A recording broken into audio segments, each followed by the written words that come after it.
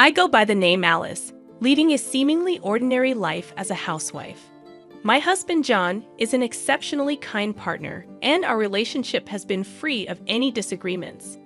It's not to boast, but he truly is the ideal companion. Currently residing in an apartment close to John's parents' house, this decision was intentional. With both my parents no longer with us, we wanted to be nearby in case of the birth of our child or any unforeseen issues. Additionally, considering the potential future care needs of John's parents, I saw the practicality of our living arrangement. However, a strange occurrence started to unfold during our dinner gatherings with John's parents. Mysterious stomach pains plagued me, leading me to initially avoid meals at John's house. Unfortunately, circumstances forced me to attend, and that's when an unexpected event transpired, revealing a shocking revelation about my mother-in-law's actions, shedding light on the source of my inexplicable pain. Before these unsettling events, John and I had opted out of a traditional wedding ceremony. I wasn't keen on being the center of attention, and we believed redirecting funds towards travel and hobbies made more sense than a lavish ceremony. Nevertheless, my mother-in-law, who conducted free cooking classes as a hobby, proposed a dinner party to celebrate our marriage. Excited to showcase her culinary skills, she warmly welcomed John but exhibited a noticeable coldness toward me. Despite the confusion, the dinner party proceeded with a variety of exquisite dishes prepared by her, momentarily overshadowing the earlier sense of unwelcome. Expressing gratitude for the delightful meals, I thought the initial discomfort might have been a misunderstanding. However, that night, severe stomach pain struck suddenly, leading to a rushed visit to the emergency room. Despite inconclusive diagnosis due to the absence of a specialist, my condition stabilized after receiving IV treatment for 2 hours. The cause of my distress, possibly linked to expired bread consumed earlier, remained a mystery. After returning home with John, I found myself grappling with unexplained stomach pain every time I dined at my in-laws' place following a particular incident. Seeking advice, I discussed this issue over lunch with a long-lost friend. She suggested, could it be that simply visiting your husband's house is causing you stress? Surprisingly, she had experienced a similar situation, falling ill due to harassment from her mother-in-law. After relocating to a new apartment further away, her health improved significantly. Although I hadn't initially considered visits to my in-laws as a source of stress, my friend's advice made me ponder if there was an underlying unease in my heart. Concerned about my recurring illnesses, my husband, who had initially brushed off the matter, began to take it seriously. Consequently, he suggested that we temporarily halt our visits to my in-laws. While the exact cause remained elusive, my husband suspected his mother's cooking, given my consistent bouts of illness after meals there. According to him, his mother often expressed loneliness and a desire for shared meals, but he had declined due to his worry for my health. Despite our decision to refrain from visiting, a new challenge emerged. My brother-in-law was scheduled to visit our parents for his wedding greetings, and a family dinner was arranged. Reluctantly, my husband explained, I can't decline this time, as my brother is going to our parents' place. We're expected to participate in the dinner meeting with the entire family. Despite my inclination to avoid a direct encounter with my mother-in-law, I couldn't neglect the familial obligation tied to my brother-in-law and his wife. Deciding to participate in the family dinner, little did anyone anticipate the ensuing commotion it would cause.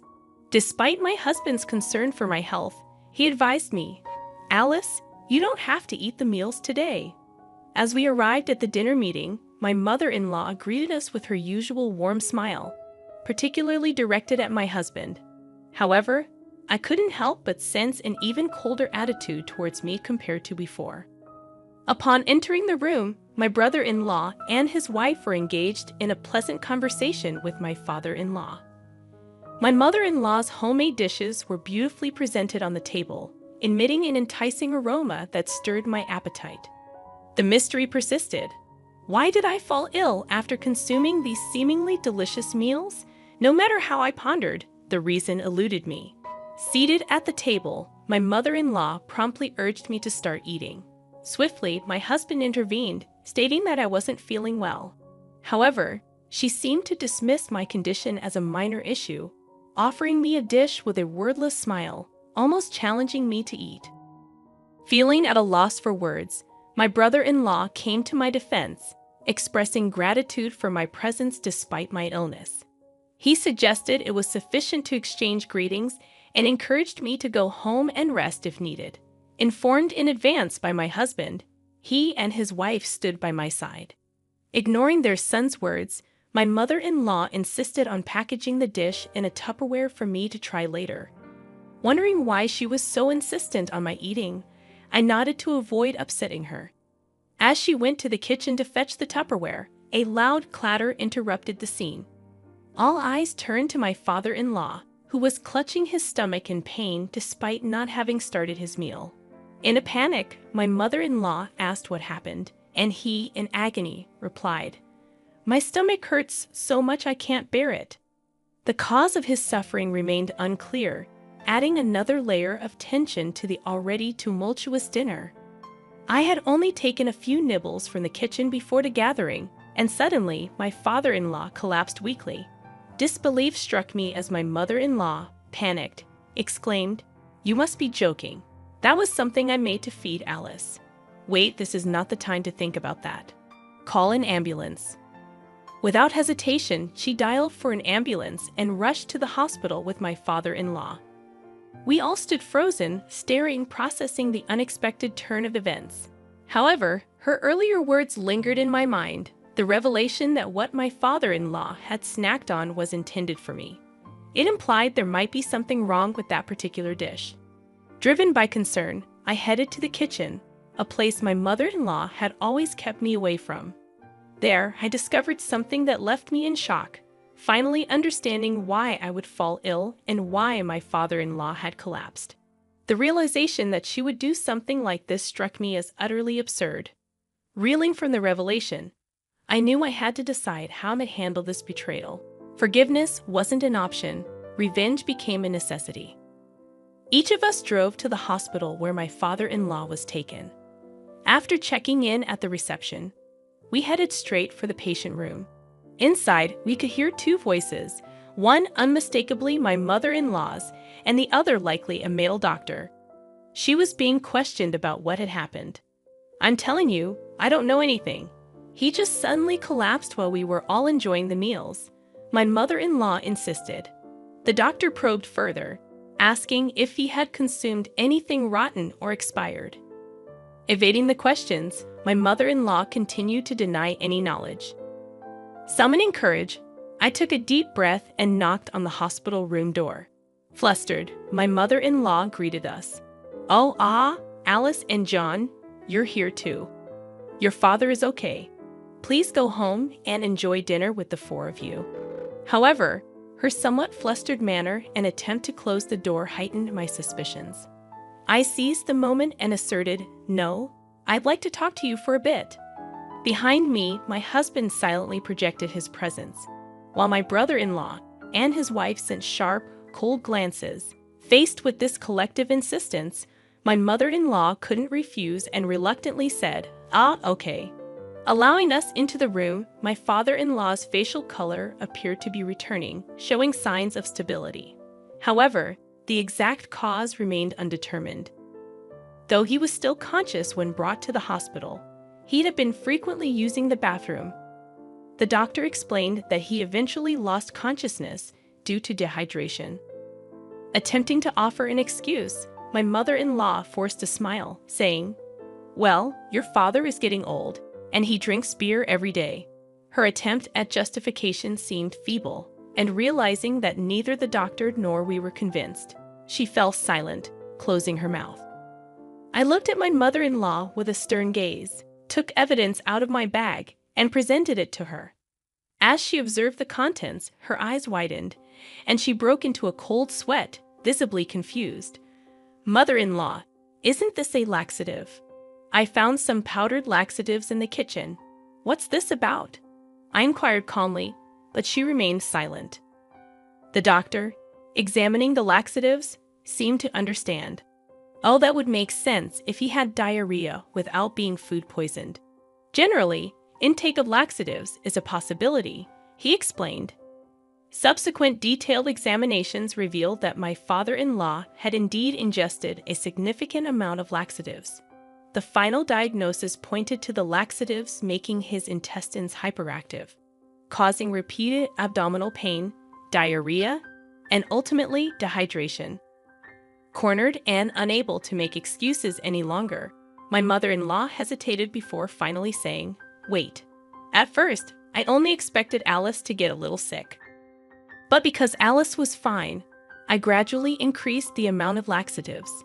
The confession laid bare the motive for her actions, a sense of loss over her perceived detachment of her beloved eldest son from her.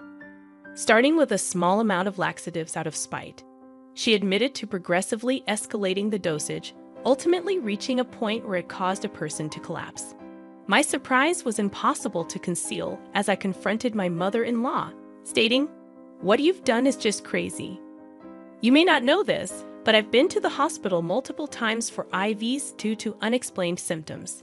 Despite this, I can't understand why you would attempt to mix in such a huge amount of laxatives." Unable to find room for argument after having her mistake pointed out, my mother-in-law hung her head in frustration. A series of criticisms followed from her sons. "Mom, no matter the circumstances, this can't be forgiven. It just so happens that Alice didn't respond that sensitively to the laxatives. But what you've done is the same as a crime," my husband exclaimed. His words were echoed by my brother-in-law, who expressed, "I thought it was unthinkable, but were you trying to do the same thing to my wife? Thinking about it that way is really scary." He pulled his wife closer, throwing a stern gaze at his mother. The doctor intervened, emphasizing, "Medication should be used in the proper amounts and methods, as your son said. Luckily, your daughter-in-law's symptoms were mild, but your husband had no resistance to laxatives, thus resulting in this severe reaction." Unable to bear the criticism, my mother-in-law, despite her age, began to cry like a small child. From the bed, a voice was heard, my father-in-law, who had regained consciousness. He exclaimed, "How could you do such a terrible thing?" Crying, my mother-in-law grasped his hand, apologizing, "I'm sorry. I didn't mean to hurt you." However, he forcefully shook off her hand. Frozen in place, shocked by the unfolding events, my mother-in-law witnessed my father-in-law letting out a deep sigh.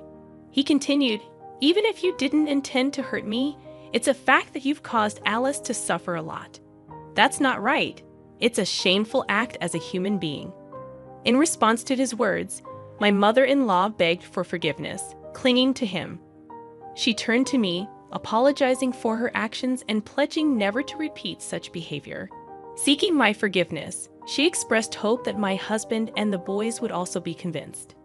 Witnessing this emotional scene, I found myself torn between the desire for retribution and the possibility of forgiveness. I cynically thought it must be a performance, and she wasn't genuinely remorseful about what she had done to me, so I smirked. "Ah, what are you talking about? I'm not even considering forgiving you now after all I've been through," I asserted. In solidarity, my husband stood beside me and added, "Mother, stay away from Alice. I can no longer think of someone who hurt my beloved wife as family."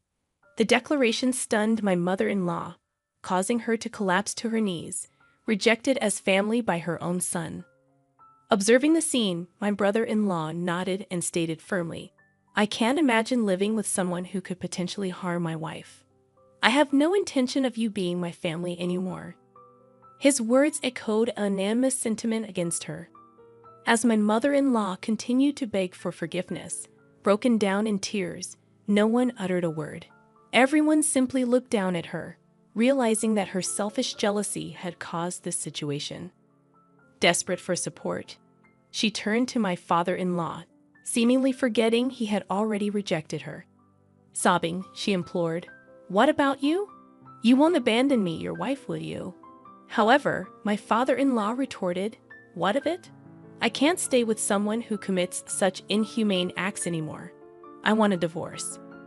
Crushed by his words, My mother-in-law was left devastated. Agreeing with my husband's suggestion to let my father-in-law rest, we bid farewell to him and exited the hospital room. While waiting for my husband to retrieve the car at the entrance, my mother-in-law, panting, suddenly ran towards us.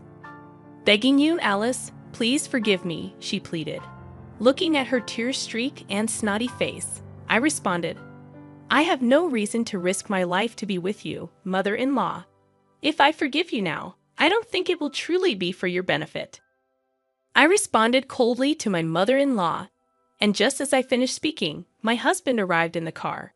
We got in, and through the window, I told my mother-in-law, "This is goodbye. We will likely never meet again. Take care." Her response to my cold words was silence. She watched us leave, her hand brushing against her sleeve, murmuring something as if in prayer while looking up at the sky. True to my father-in-law's declaration, he divorced and moved out. In the aftermath, my husband and brother-in-law severed ties with their mother. Previously, my father-in-law had been the leaseholder and paid the rent for the apartment. However, since he left after the divorce, I had to start paying the rent myself. My mother-in-law, having been a housewife all her life, struggled to figure out how to earn a living. Despite trying to make ends meet with the money she received from the property division in the divorce, it quickly ran out. Attempts to charge for her cooking classes and outreach for various work opportunities failed, with the news of the incident spreading and leaving her with no students.